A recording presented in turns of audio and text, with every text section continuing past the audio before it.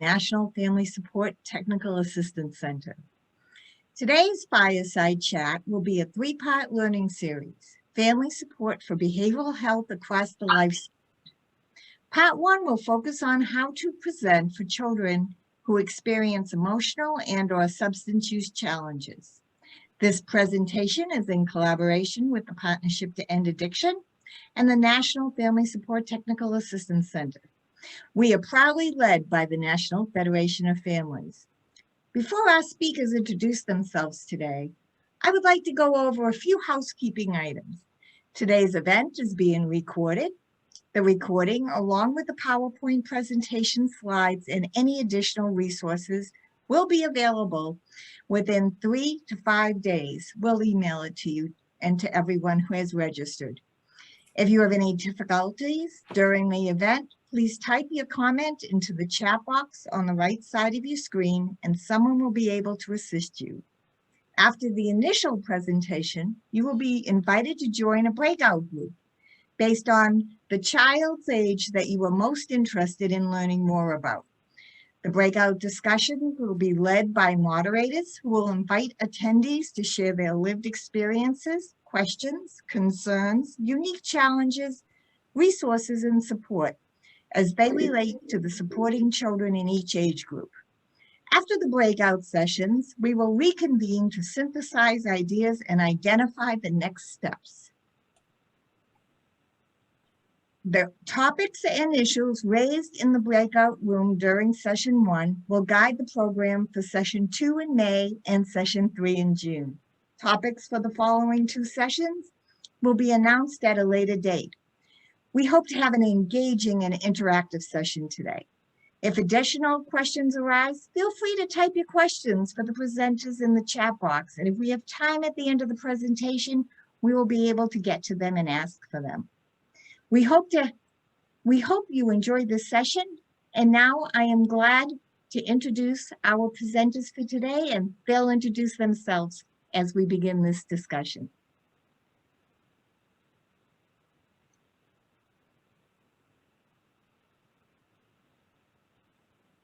Good morning and good afternoon. I'll start introducing myself and also then I'll invite my co-presenters to introduce themselves as well. Thank you so much, Gail, for that warm welcome. I certainly echo the hope that this is engaging and interactive. My name is Molly Bobeck and I'm a clinical social worker by training, and I work as a clinical implementation specialist at the Partnership to End Addiction.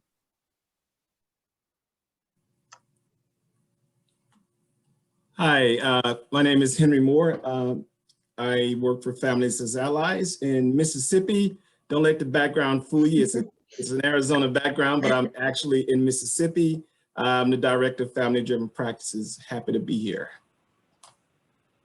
Hi, everybody. I'm Marianne Badenoch, and I'm a Clinical Director at the Partnership for Peer and Group Services. I work with our parent coaches who have been specially trained to work with other parents in a group setting and also one-on-one. And I also work on our helpline, which is staffed by master level clinicians. And I'm just delighted to be here today. And thank you so much for inviting me. So we are going to be talking a lot about relationships today. And I think one of the first things we want to do is hear from you before we step into a brief self-care moment, if that's okay. The hope is to have a little bit of a sense of what's driving your interest. And so we have a little bit of a poll that we want to invite you to complete.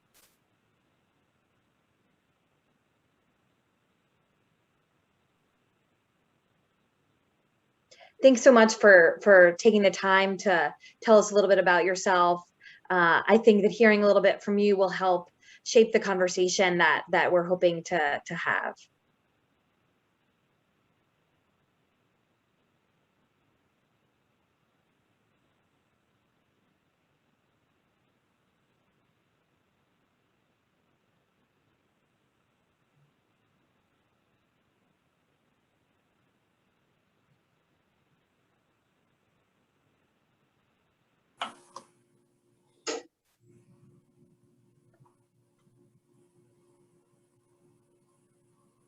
Okay, I'm just gonna end the poll now and then I'll share results.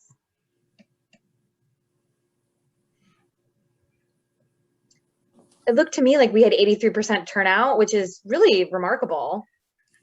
So we really appreciate y'all hanging in there with us and telling a little bit about what brought you here. And it looks like that folks want to hear more about this prime adolescent time, and then also about, of course, both mental health and substance use challenges. So thanks for letting us know, everybody, a little bit about what's bringing you here, and we hope that this conversation will be supportive of that interest and supportive of what you're hoping to learn more about.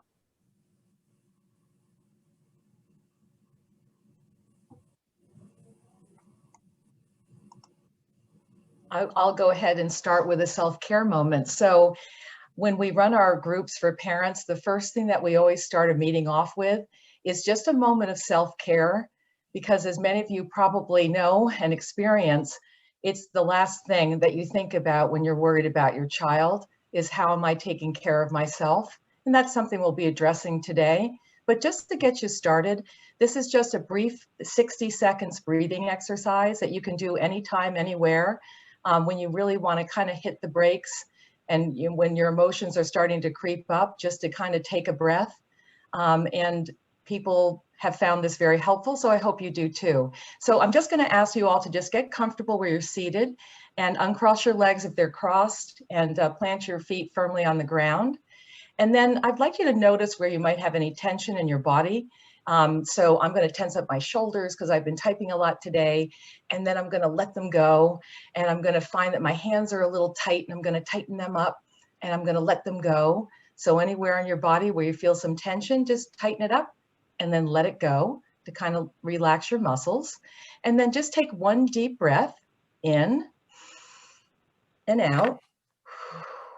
And I'm going to do some counting, so you can either close your eyes and take a moment, or you can gaze at this picture.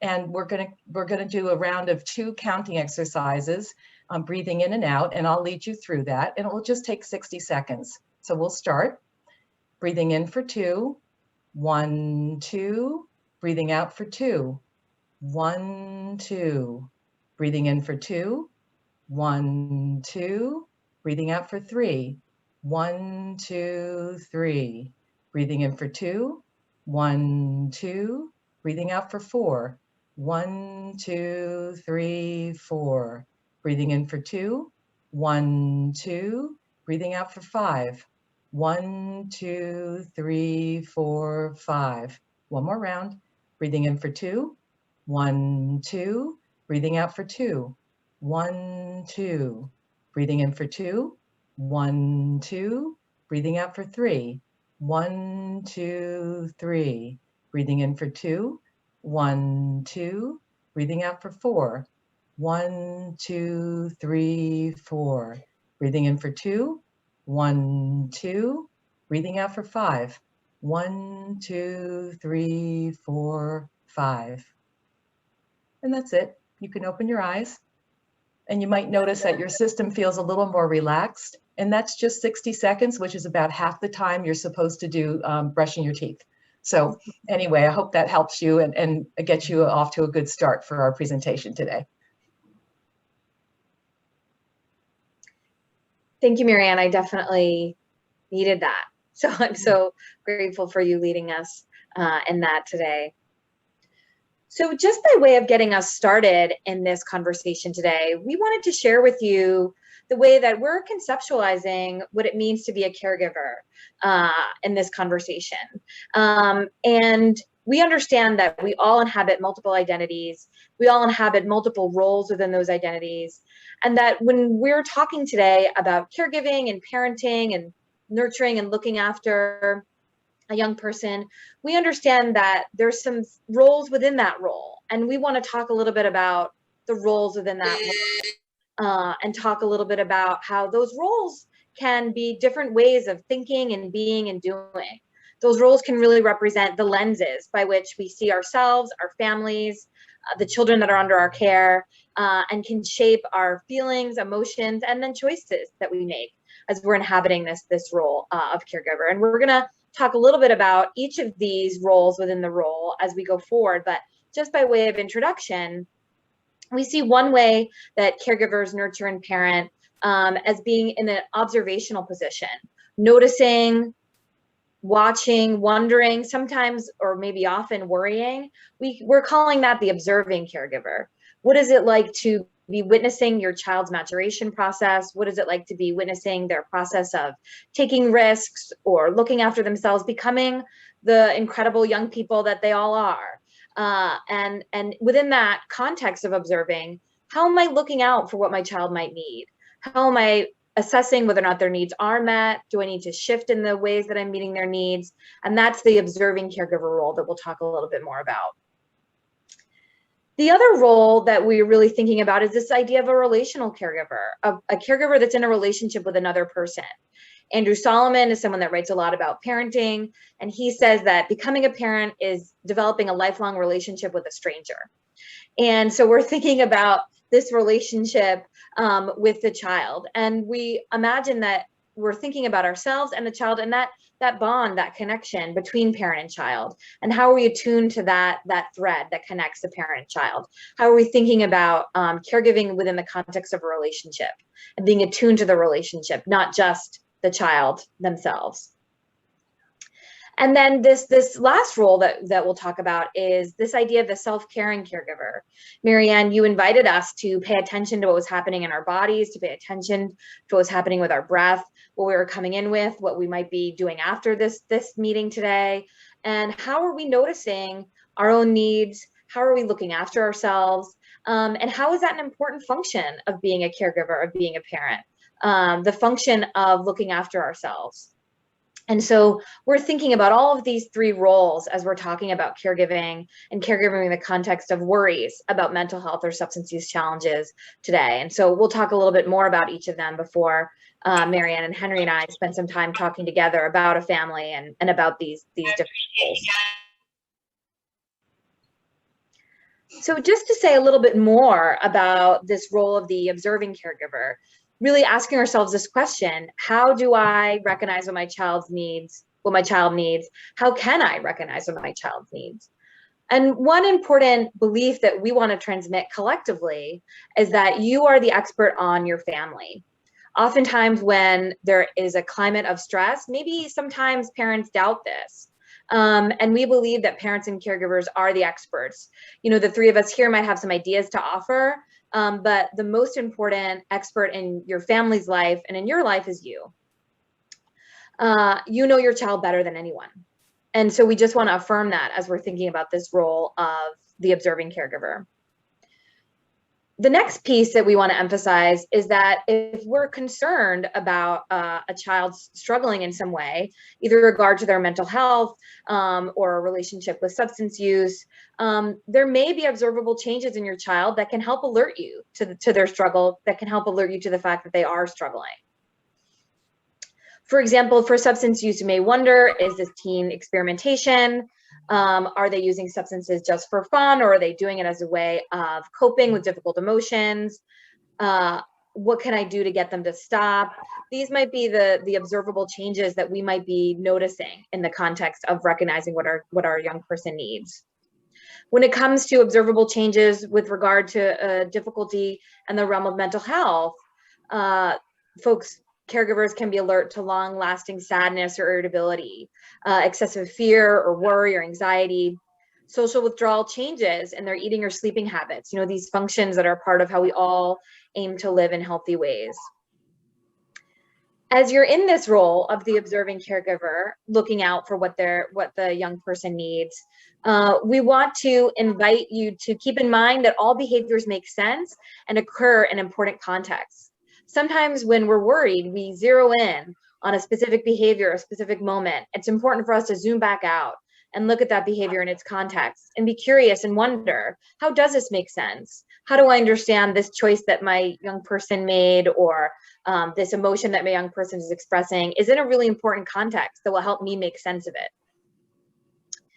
Rather than embodying a stance of detective, we are inviting a curious and caring posture towards your child. One of the things we know is that the more that a caregiver acts like a Detective, oftentimes the more a young person acts like a fugitive, and then around and around.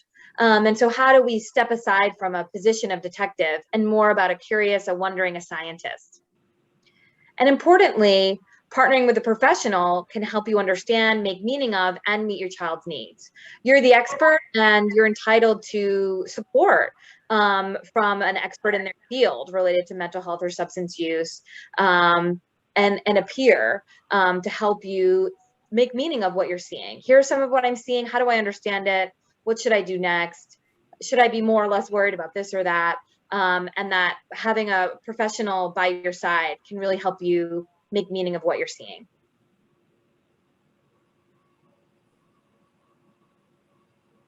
So a little bit more also about this kind of relational caregiver idea that we spoke about, and talking a little bit more about that role as a caregiver. You know, importantly, when we're asking this question about how do I stay connected with my child, one of the beliefs that we share is that your relationship with your child is the most important tool you have to support them. There are books available, there are experts available, there's webinars like this that are available. And what we want to affirm and remind you of is that your relationship with them is the most important tool, the most precious tool you have available to help them navigate whatever difficulties they might be facing rather. We want to invite you to keep in mind a frame of effectiveness. What's working and what works less? Oftentimes we get embroiled in a frame of right and wrong and good and bad. We want to invite you to think about what's working, what might be different, what could I do differently so that I feel more skillful, so I'm connecting to my child in what ways that feel more or less effective. A support network for you, like a family peer specialist, like a parent group, or like a mental health or substance use clinician, can support you in working on that relationship with your child. All relationships are works in progress. They're all a part of cycles of rupture and repair, and you feeling supported can help you kind of continue to go back there, continue to go back to nurturing that relationship and navigating its ups and downs. A part of staying connected to your child is modeling successful communication, and including avoiding some conversation traps like lecturing, like a question and answer that might sound like an interrogation, like providing your words of caution that are more like scare tactics, like labeling the young person, you're this, or language or ways of communicating that end up feeling shaming or blaming, including giving your young person a silent treatment.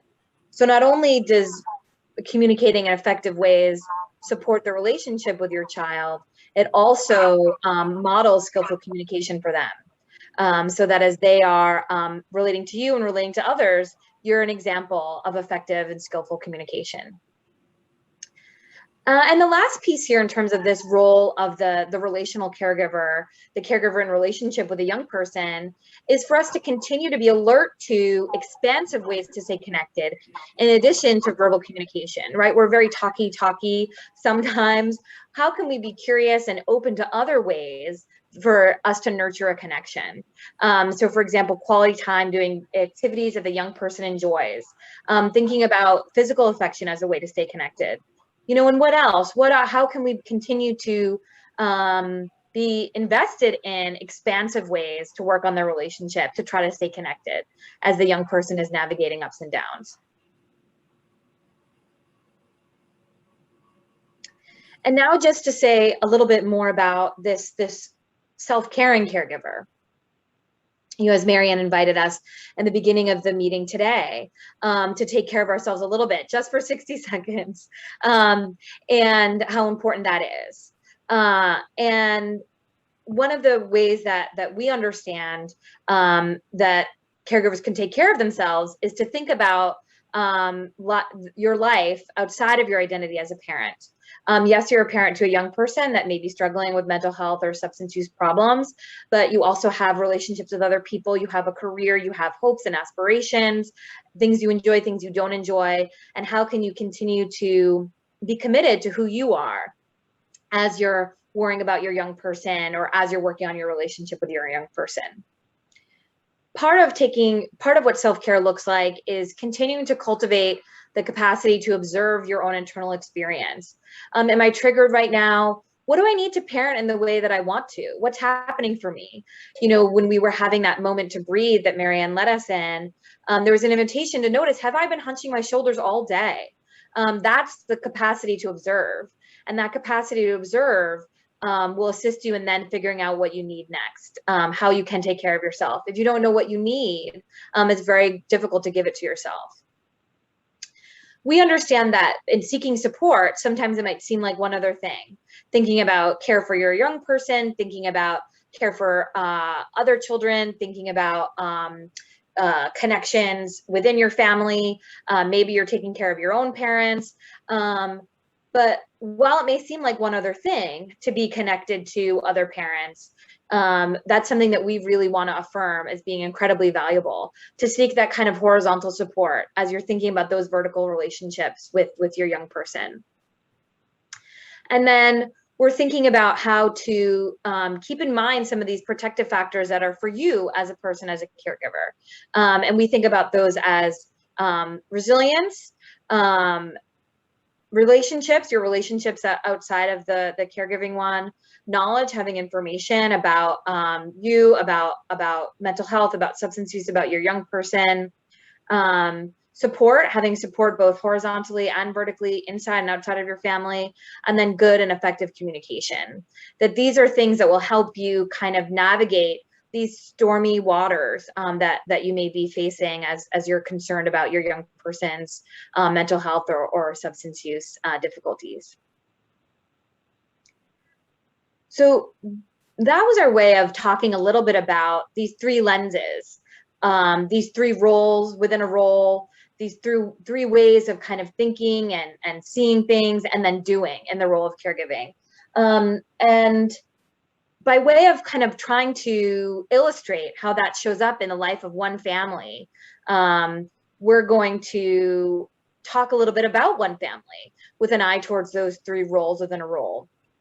And so I'm going to just, you have this family on your screen, but I'll just read it out loud, and then Henry and Marianne and I will talk a little bit about what comes up for us about the roles of caregiving when it comes to this young person and their parents. Michael is a 16-year-old cis white male who lives with both parents and a 14-year-old brother in Manhattan. And for those who may not be familiar, cis means a person whose gender identity matches their assigned sex at birth. Michael's parents are becoming concerned about his use of marijuana and changes in mood over the past year. They have set limits that Michael has not observed, particularly his continued smoking on weekdays and in their home. Prior to the COVID-19 pandemic, Michael stopped playing hockey after experiencing 2 concussions, and as a result, he stopped seeing his longtime friend group. Michael now spends a lot of time alone in his room, sleeps well into the day, and stays awake most nights. He becomes tearful and sometimes has temper outbursts when his parents seek to engage him in conversation about his substance use. Still, he is seemingly candid when he shares with his parents that he smokes 2 to 3 times per week because it's fun and helps me relax. Michael and his parents find themselves in a constant struggle.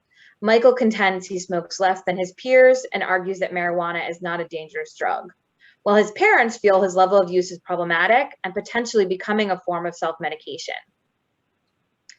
Michael's uncle died of a heroin overdose, and his parents are worried about his health, the trajectory of addiction, and the impact of his marijuana use on his school performance, as well as whether or not he is severely depressed. Michael's mother, whose name is Katrina, lost her job managing a small theater after it closed in March 2020, and his father, Paul, works long hours at a mid-sized law firm. Paul and Katrina used to be connected to their Episcopal church community, but have drifted away in recent months. Both of their families live in the Midwest. Katrina believes the rest of the family is functioning fine, and Michael's drug problem is the only issue. She wants him to work on his anger as well as his drug use. Paul believes they have different rules for Michael's brother because he is more respectful and harder working. Paul feels that Michael unfairly blames him for Michael's own explosions and drug use.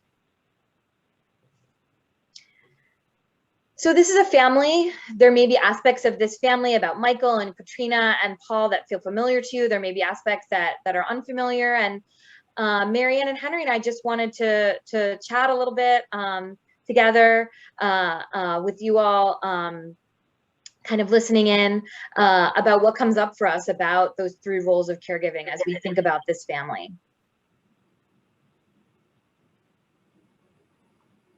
Thanks, Molly. Thank you so much for all that wonderful explanation about the different types of roles that we parents take on with our children.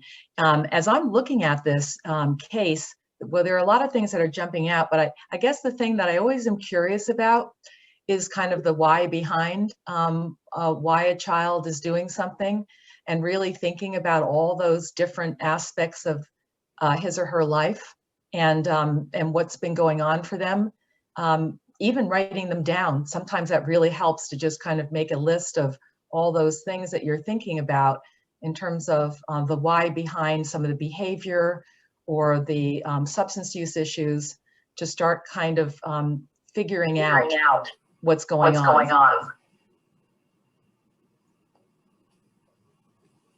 I'm looking at this and immediately I'm doing those exercises that Mary Ann took us through, because looking at this, it's just like, that's a lot of stress in there.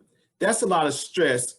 And as a parent, these things are going on and we're getting stressed out. If I'm looking at this and I'm getting stressed and starting to do those exercises, I can imagine that parents who are actually going through something like this, the first thing is probably stress, or I need somebody to talk to. I really want to talk to somebody who has been in my shoes and has already gone through this, so they can support me and help and talk to me. Just listen to what I'm saying that's going on in my life. So, I need someone to listen to me, and I need someone to help me,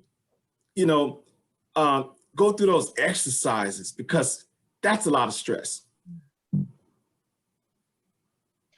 So I hear you, Mary Ann, speaking a little bit. When we're in that why mode, there is the why that's in the emblematic of the observing caregiver role. When we're finding ourselves in that kind of like a scientist with that curiosity, trying to make meaning, we're really honing our observation and wondering, trying to develop a hypothesis. I hear you, Henry, also speaking to that importance of self-care in the context of this kind of intersecting and overlapping stressors that this family is managing right now. Absolutely. There are a lot of stressors in here. And, one thing, when we talked about those, protective factors, one of them is that, relationships, parents, we need friends, we need friends as well. Outside of our family, friends that can listen to us, that we can, vent that this is actually happening, because we see, we ask, why is this happening? But at the same time, we have to, come to a realization that this is really happening, and I may need someone to vent to, and I may need someone who's been in my shoes to talk to. You know what I mean? Absolutely, because when I look at that case, I think to myself too, sometimes when you have, there are 2 children here, and the parents and everybody is going through the pandemic together, and everybody's having their own experiences in this family, although they may not really recognize that they are being affected by the changes with pandemic. And the thing that can happen sometimes is that all the focus goes on one person, the person that has the problem, right? But it's hard then sometimes to see that there could be other problems going on at the same time that could be affecting that person who we're identifying as the problem right now. So like mom is saying, everything is fine over here, but we've kind of dropped off our attendance in the church, and we haven't seen our friends, and I lost my job, and everything else going on for the family and everyone during the pandemic. But everything is fine. It's just Michael's drug problem. That's the problem. It's over there. It's there. So it's hard to sometimes take the focus off of one thing to actually start looking around at how everyone's affected, and how everybody is affecting each other too. I'm wondering for you, Henry and Marianne, this idea around the isolation that may be a part of a parenting experience in the best of times, but is particularly part of the parenting experience now.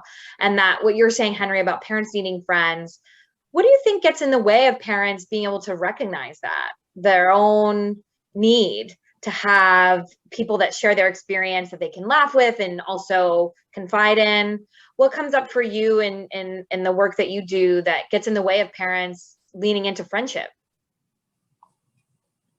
I think one thing is,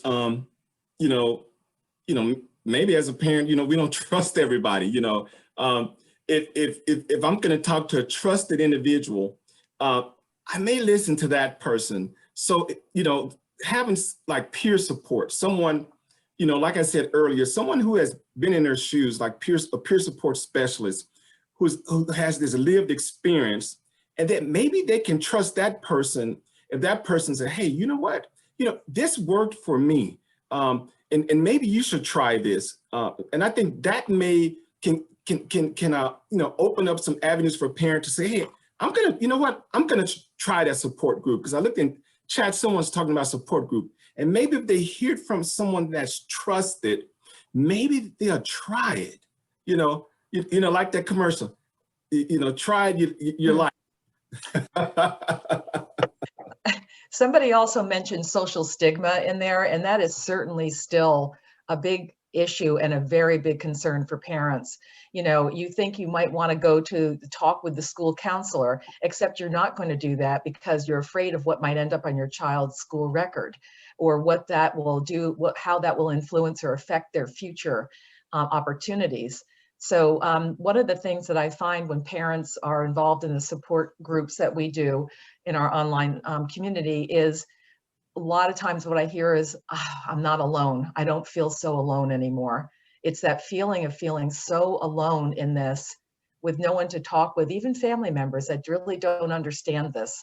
So it really makes such a big difference when you can reach out and start understanding that you're really not alone in this. And other people are experiencing this as well. Absolutely. And I was reading in the chat box, afraid of being judged. Absolutely. Yeah. Because, parents, if something is going on with our children, we get judged quickly, like, okay, you must be a bad parent, or you may need parenting classes because you're not a good parent if this is happening to your child. So absolutely afraid to be judged. I agree with that. I saw Maria comment someone named Maria, who I don't know, but maybe will soon, comment in the chat box about the parents' different views. And one role that we didn't emphasize when we were talking about those 3 roles of parenting, but that of course is a part for many caregivers, many parents, is the role of co-parent. All families are organized differently, but we know that all families have different overlapping and intersecting relationships. And we know that that's also a complexity, that families are navigating. Parenting with other people, whether it be a spouse, an ex-spouse, a grandparent, a foster parent, and how to think about the role of co-parent as one that is sometimes a resource, but then is also sometimes a stressor, particularly when people have different beliefs or hypotheses about what's happening with the young person.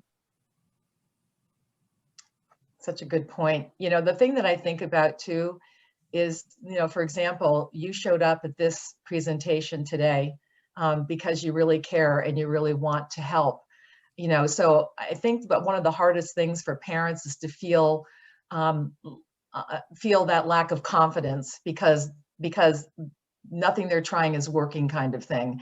And they're doing everything they can, but it doesn't seem to be enough. And it really does affect your, your self-esteem as a parent sometimes, and I find myself, really reminding parents that what you're doing by showing up at support groups or counseling or webinars like this, it means you really care and you're not giving up and you're really trying to help.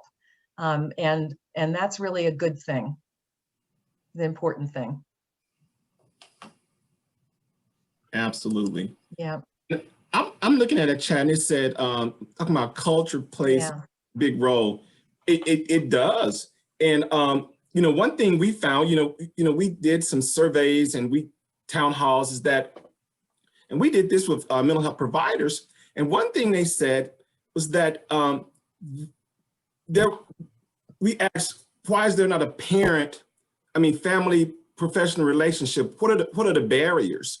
And most all of them said the barriers were there were culture differences, and they didn't understand the cultures of the families.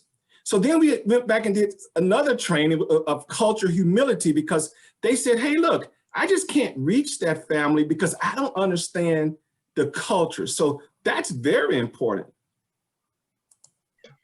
Absolutely. And all three ways of being a parent, what we look out for in a young person, how we take care of ourselves, and what kind of a relationship is optimal between a parent and child is informed by culture. So true. I'm looking at the chats. What great comments people are making. One of the things that somebody asked about is how do you stay well connected with Michael when he's doing something you don't want him doing, right? And how do you maintain that kind of connection? And oftentimes when they see you coming, if they know that all you're going to do is keep asking about, if your focus is on the substances, they will shut down or run away. That is probably what will happen. So the idea of opening up that door with Michael, that the parents really could kind of seek to understand him, really validate how hard this is. It's really coming in with that kind of empathy hat on as a parent, to say it must be so hard going through this pandemic. And really, having to stop play hockey and losing your friends and having the concussions, and, and then even saying, I'm wondering if this might be why you continue to use marijuana. These are some of the things that are happening, and kind of having that conversation to ask them about the why is a really great place to start, as long as you can feel relaxed enough with your tone to be able to ask in a truly genuinely curious way about, I don't condone your marijuana use, but I'm wondering, what does it do for you? How is it benefiting you? What are you getting from it? Because people don't do things unless it reinforces something. It's either a feeling that they want, or taking away a feeling that they don't want. So it's a really good place to start a conversation. They'll probably be a little surprised, because it's not typical, but it's a good place to start in terms of validating and empathizing. Marian, I love that idea of the empathy hat and how we can wear it towards ourselves, towards our young people. There is such an incredible conversation happening in the chat, including what gets in the way of maybe wearing that empathy hat. I hear that from you, Allison. And I'm wondering, thinking about that, what is possible in terms of empathy for a young person, ourselves, the other people whom share responsibility for the young person. I'm wondering if this might be a good transition point to move into some breakout rooms to kind of continue to thicken this conversation, and to invite some of the conversation happening in the chat, actually in the Zoom room once we separate into those different groups. And you'll have the option to select the breakout room you want to go into in a moment. You will be supported in the breakout room by 2 moderators. So you can keep that in mind. The discussion we want to continue, the one that's already happening here, including, I think some really interesting things about dynamics with providers, professionals. So some of the optional, though, prompts for discussion are, what makes this so hard? What makes juggling these different roles, these different ways of being as a caregiver so difficult? And what we've shared so far, and even when we put forth that framework about the roles as caregiver, what have we missed? What's not there that is a part of your experience, your lived experience or your professional experience? And then how are my family's needs impacted by our identities, by culture, the way that Frederick and the chat and then Henry, you brought forth, our gender, our race, our class, our sexual orientation, our physical ability, and so forth. When we're thinking about these roles, we're thinking about what my child needs, what I need, how is that shaped by our identities? I think it's our hope now to hear from the note takers, the facilitators of the different rooms, so that we can cross-pollinate the remaining time that we have all together. And then of course continue to stay in conversation and answer questions. And I see Lila saying in the chat that 0 to 11 group is all back, and maybe we should start with the babies, start with the little ones, and Lila, if you're open to sharing some of what emerged in your conversation with your group. Absolutely, yeah. So we had a really great discussion. We had a small group, so we got to have a lot of opportunity to hear personal stories from participants, which was really, really special.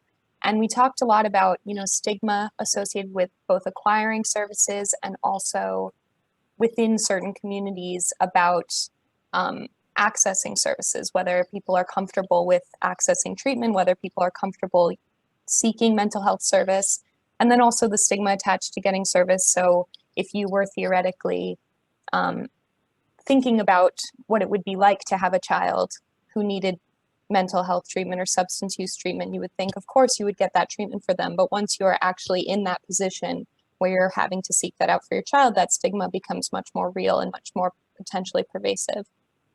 We also talked about very specific mental health issues like autism, how to deal with de-escalation. That's something that came up, are kind of the ways in which different potential services are actually just often sending you back and forth between one another. So the police officers come, they send you to a mobile crisis center, then they send you to the hospital, and everyone just keeps sending you around. No one's really able to help. And I think that what came up for our group was how it would be helpful to actually learn techniques as a parent that you could implement with your child who needs treatment, so that you could not always have to feel like you have to turn to somebody else to seek that support. And then I think one other thing that maybe would be important to mention is how difficult private insurance sometimes makes accessing service. Many services are not available to people with private insurance, and so the state will often suggest that you give up legal custody of your child so that the state could provide them the mental health or substance use treatments that they need, and that doesn't often feel like an option. So it feels sometimes for a lot of our parents that there really are no options available. And I think that the final thing that I would end with was maybe how useful it would be to learn how to develop a partnership potentially between parents and between providers, because providers are limited in the knowledge that they have. They can only offer what they know. And if we were to come together as a team and bring what the parents know and bring what the professionals know together, it would be a much more powerful unit. And yeah, I think that's a lot of what we covered, and I hope that I represented our group well. Thanks so much, Lila, and thanks so much the parents in the room with Lila. I'm wondering if it's possible for us to hear from the 12 to 18 group. You bet, Molly. I'd be glad to. This is Aaron. I thought it was interesting, although there was some discussion in our room related to the observing caregiver and the self-caring caregiver. I think the main focus of the discussion was on the relational caregiver and relational caregiving. I think themes that really came up in terms of what makes it hard to stay in relationship with teens who are experiencing these issues. Teens don't want to communicate or insist on communicating in their own way. People talked about behavioral health problems and how that can impact positive communication and positive relationships with caregivers. The fact of there being sometimes separate households and how it can be hard to mesh parenting and caregiving, and even within the same household, when caregivers have two different styles or two different ways of interacting, that can make it hard to stay in a positive relationship. And then the influence of both sort of COVID and the internet as being sort of outside or out of the control of families per se, but that really impacts how those relationships can go. I also thought that there were some themes for remaining effective and how to remain effective even when a young person is struggling with behavioral health issues of various kinds. And I guess three main themes there. Number one, the importance of staying both curious and non-judgmental with this age group in particular. That may be true in general, but for teens who are so attuned to feeling judged, that it's very important and hard to do, but important. Parents can be affected by being good role models, right? So this idea that being a good parent doesn't always mean getting the child to do what you say. Sometimes being a good parent and being effective means being a good role model and showing how to stay in communication, and winning the battle sometimes is being your best self as a parent and remaining positive, remaining in connection. And then last but not least, a lot of talk around the fact that sometimes good parenting can have delayed good effects. So the immediate impact you'd like to see by being a good parent may not be so obvious, but a week later, a month later, a couple of years later, those impacts, the positive impacts will emerge in that context. I think those are the main themes. Again, for the group, we had a big group. I hope I represented those themes well. And if I didn't, and there are themes I didn't that I missed, later on we can get a chance to voice those. Thanks, Aaron. I know that we are this is a rich conversation, and that we're wanting to make sure that we have time for surveys, but I also know that we want to hear from the 19 to 25 and 26 and older. So I'll invite Corey to share from the group that I was fortunate to be a part of. And then after that, we'll move to Marcus before we close and do surveys. Sure. Yeah, thanks. So in our group, we had this kind of overarching idea about the unique emotional toll of working with this emerging adult population, and how it's hard to think about that period when our parents shared very graciously about this idea of the emotional toll that you've worked so hard in the treatment for your child, and then when they turn 18, kind of this idea of being stopped at the door, where you're no longer in the room as you were before, when your child was younger, and how, I mean, going off of that, the difficulty in making sure that the context around your family and that those relational conversations are still happening when you can't be as involved as you potentially were before. So how do we make sure that those who care for our loved ones know the story of our family? Talked a lot about those unique circumstances, this like magic number of 18, that's hard, how you can be less involved with that help immediately. And then we talked a bit about how the differences between children's mental health and adults' mental health treatment, and how this group is kind of stuck in the middle, to where children's mental health treatment is very invested in caregiver involvement, and we preach a lot about family therapy.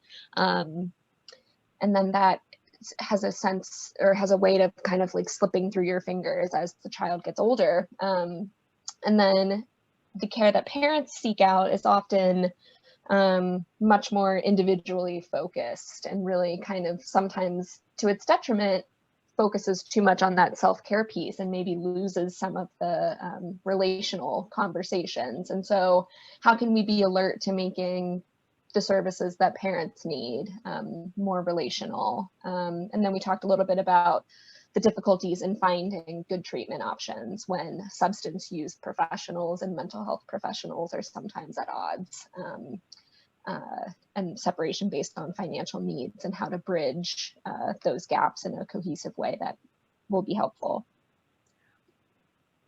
Yeah. Thanks, Corey.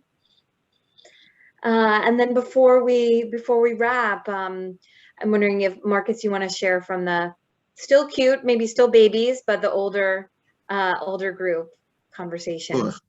Sure. Thank you, Molly. So I just want to thank the group that I was in, because it was very insightful, very reflective group, and talked quite a bit about some of the challenges, but not only the challenges that came up, but also what were some of the things that were important to kind of maintain a sense of self.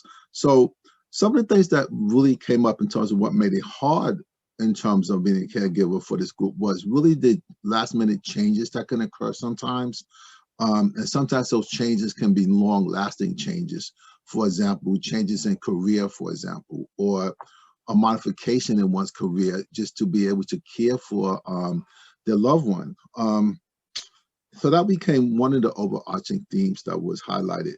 One of the things that I thought was interesting, I thought was important, was also a theme that came up around self-care and how it's important to really have a routine in your life. Important to stay connected and to stay relational. So examples of keeping a routine, being able to exercise, to meditate, to keep a sense of yourself in order to keep some level of balance. And that was the thing that came up. And also just acknowledgement of the work and the sacrifice that one does to maintain one's family or one's older child. So those are some of the emerging things that came up just in terms of a sense of keeping a sense of self. Some of the other things that came up too was that flexibility is important. It's important in terms of whatever support that you get, that is just not a fixed type of thing. So example, we talked about flexible schedules around groups and activities, for example. Collaboration was extremely important, that doctors need to talk to doctors, providers need to talk to providers. And that was really important. And then also kind of understanding a little bit about your adult child's development in terms of developmental stages briefly. There was a great brief discussion about stages of change, for example, that came up that I thought was very insightful and very knowledgeable just in terms of understanding stages that one may be stagnant, and understanding that, and understanding the movement and the growth that can occur from change. So those were the things that came up. And again, group was very insightful, very self-reflective, and it was a great group to listen to and take notes from. So, thank you. Thanks, Marcus. So I know we're nearing the time for surveys, and I'll just say for myself, I'm so grateful for those conversations that are now shared back, and for this incredible conversation in the chat, and we look forward to staying in conversation with everybody here. Well, thank you, Molly and Marianne and Henry. I really appreciate it. This was we had some great conversation in our breakouts. I would also like to thank SAMHSA for allowing us to share this information with you today.